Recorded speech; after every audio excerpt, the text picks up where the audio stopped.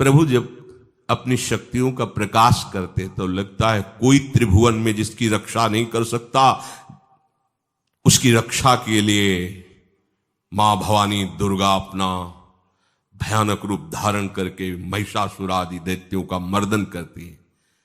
प्रभु है उस रूप में, दूसरा नहीं है। तो उनकी सामर्थ्य कितनी है? दुर्गा कोटि अमित अरिमर्दन। हरि की सामर्थ्य कैसी?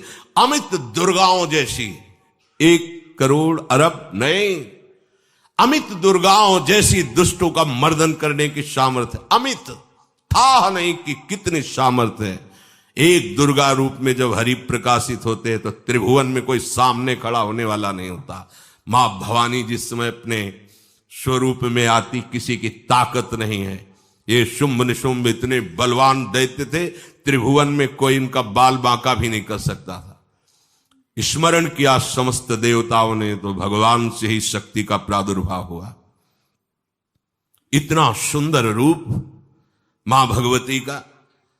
शुंभ निशुंभ के पार्षद घूमते रहते थे, उन्होंने देखा, जाके बताया कि आपके महल में जितनी सुंदरियां उसकी दासी बनने योग्य भी नहीं है, ऐसी सुंदरी का हमने दर्शन किया। बोले मेरा जाके परिचय बताओ। बोले ऐसा नहीं लगता कि आपके परिचय बताने से केवल आ जाएंगी। तो उनका अगर ऐसा नहीं तो केश कर्षण निर्धूता गौरवा मां गरिष्यति, उसके गौरव को धूल में मिलाते हुए बाल पकड़कर घसीट कर हमारे पास लाओ। मार्कंडेय पुराण। उनके पार्षद गए और बताया हमारे मालिक शुंभ निशुंभ है, उनका आदेश है कि आप महल में चलो और आदर सहित, अगर आप ऐसा ना करती हैं तो मैं आपका निरादर करते हुए बाल पकड़कर घसीटते हुए ले जाऊंगा। देवी जी ने मुस्कुरा दिया और कहा अपने मालिक से कह दो जाकर के कि हम उसी की आज्ञा पालन करती है जो हम पर युद्ध में विजय प्राप्त कर ले। वो जाके बोले हाँ वो तो मतवाले, त्रिभुवन में कोई जोड़ ही नहीं था। आए और उद्दंडता पूर्वक वचन बोलने लगे। माता जी ने कहा बस तब तक बोल ले जब तक मैं मधु का पान कर रही हूं, बस ये पान करते ही तेरी जीवन लीला समाप्त हो जाएगी। ऐसा ही हुआ। जो ही पान करके सिंह पर सवार होकर गर्जना की, सारा का सारा अहंकार धूल दूषित हो गया, काट के फेंक दिया। ऐसी अनंत अमित दुर्गाओं जैसी सामर्थ्य हमारे प्रभु श्री हरि में, अमित दुर्गाओं जैसी, क्योंकि अनंत शक्तियों के स्वामी हैं। उनकी लीला में क्यों में हो?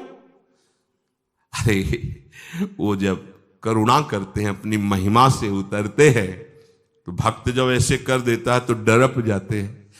माधवदास बाबा ने कहा नहीं चलना तुम्हें ब्रज में, हम तुम्हारी कहां तक सेवा देखेंगे, तुम्हें बाल भोग राजभोग, बाबा जी हैं, कभी मिला कभी यहीं रहो। वो बाबा आपके बिना नहीं रह सकते। दोबारा बोल नहीं पाए जगन्नाथ। ये सुन करके हृदय बलिहार होता है। ओ ऐसे सामर्थ्यशाली प्रभु अपने भक्त के प्रेम प्रणय पर भी कितना डरते हैं। ये भक्त नाच पड़ता है। ये कुतर्क की, संशय की वृत्ति यहां प्रवेश नहीं करती। दुर्गा कोटि अमित अरिमर्दन, अमित गिनती नहीं ऐसी अनंत दुर्गाओं जैसी शक्ति हमारे प्रभु में विराजमान है। शक्र कोटि सत सरिष विलासा, आहा अरबों इंद्र जैसा विलास प्रभु में। अरबों, एक इंद्र त्रिभुवनपति है, अरबों इंद्र के समान प्रभु का ऐश्वर्य है। और नवशत कोटि अमित अवकाशा, जिस एक आकाश के लिए गरुण जी से कह रहे हैं कि मच्छर से लेकर आप तक उड़ते हो पार पाए, बोले ऐसे अरबों आकाश के समान अवकाश है प्रभु में। मरुत कोटि सत विपुल बल, रवि सत कोटि प्रकाश, शशि सत कोटि सुशीतल, समन सकल भव त्रास। अरबों पवन के समान महान बल है। अगर त्रिभुवन में कोई बल है तो पवन में बल है, वायु बल। बड़े बलवान देवता, बल में इनके समान कोई नहीं। इन्हीं के अंश से प्रकट होते पवन पुत्र हनुमान। और इन्हीं के अंश से प्रकट होते पवन पुत्र भीम, बेजोड़ बलशाली महात्मा। दोनों महात्मा बेजोड़ बलशाली।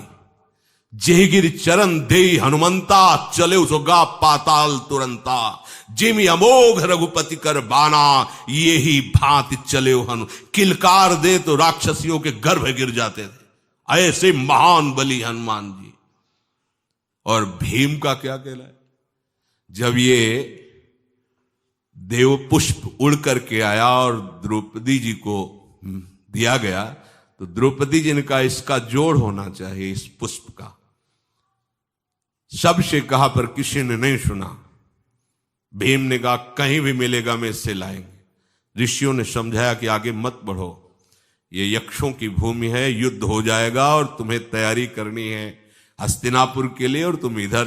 वो सब दिव्य हैं, पवन पुत्र हैं। किसकी मां ने अपने वेग को बढ़ाया तो महाभारत में पढ़ के देख लो, इनके चलने के वेग से वृक्ष उखड़ उखड़ कर गिर रहे थे।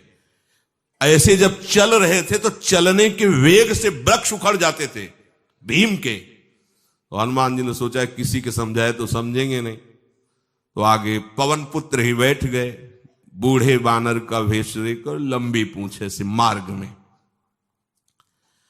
मर्यादा है, किसी पशु को भी नहीं लांघना चाहिए।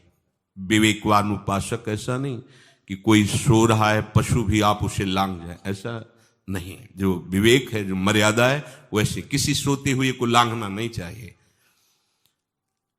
उन्होंने कहा है वृद्ध बानर ये अपनी पूंछ हटा ले और मार्ग दे दे, इस समय मैं विशेष कार्य के लिए जा रहा हूं। तो उनका जब कह ही दिया है वृद्ध, तो आप समझ ही रहे होगे कि वृद्ध में क्या ताकत होती। अब मेरी ताकत पूंछ हटाने की नहीं रह गई है, आपने तो वृद्ध ही कह दिया है, तो आप समझ रहे हो ना, आप पूंछ हटा लीजिए। कहा हमारी आज्ञा की अवहेलना करे, ऐसे उठी नहीं, दोनों हाथ लगाया, नहीं उठी, पूरी ताकत लगा दी। पवन पुत्र भीम की पूरी ताकत लग गई, पूंछ जरा से भी नहीं ली। हाथ जोड़ के खड़े बोले हम समझ गए हमारे बड़े भ्राता आप हनुमान जी हैं, क्योंकि ऐसा कोई बानर सृष्टि में पैदा नहीं हुआ कि मैं उसकी पूंछ ला हिला सकूं। मैं समझ गया। तो मुस्कुराए और बैठ के बोले हमारी आज्ञा मानो, इस मार्ग में मत जाओ, ये देव मार्ग है। ऐसे ऐसे सिद्ध हैं कि आपका अपराध बन जाएगा, आप शाप से युक्त हो जाएंगे, इसलिए मैं आपको मना। बोले प्रभु जब आप कृपा करके आए हो तो हमें वो रूप दिखा दो जो लंका में आपने रूप दिखाया। बोले मत उस बात की चर्चा करो, रहने दो। बोले प्रभु एक बार देखना चाहता हूं कि मेरा बड़ा भाई कितना बलवान है। हनुमान जी ने कहा फिर देख लो। कनक भूधरा कार शरीरा